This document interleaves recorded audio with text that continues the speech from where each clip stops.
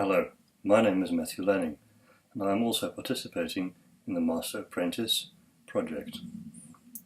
First of all, I would like to talk to you about the works that I've made in the past and what the content of the research is that I have done to formulate these works.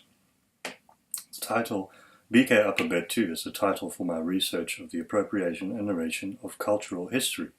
What are the dominant cultural narratives, and how have they been implemented in primary education, specifically in the Western world? What sense of taste aesthetics comes with these forms of narration and appropriation?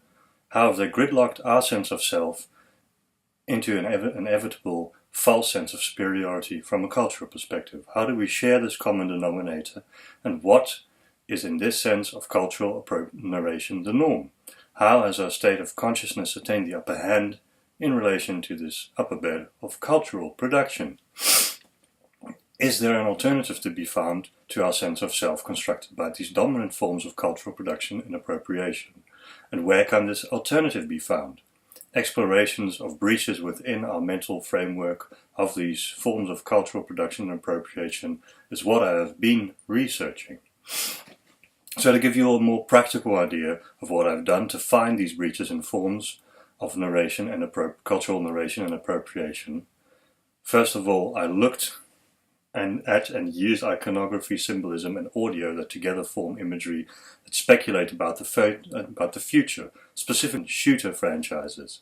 Halo 5, which is set in the 25th century, and Deus Ex, which is set in the 21st century, so this century, but approximately 20 to 30 years from now, are two titles from which I have derived and used a lot of imagery.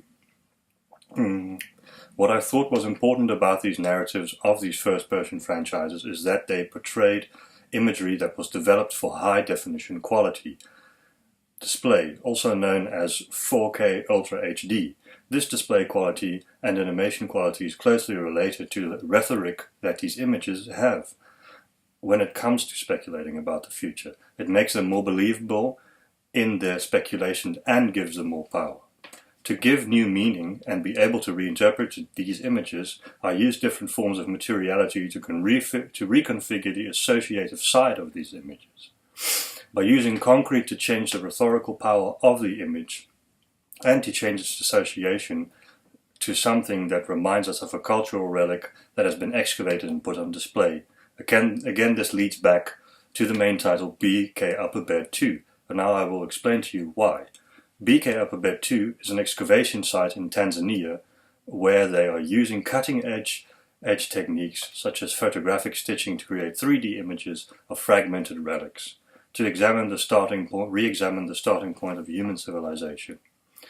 By using concrete, it also has a relation to the meaning of the materiality itself and the reason for developing it and implementing it in a building process. Concrete is a binding material in the building process of structures.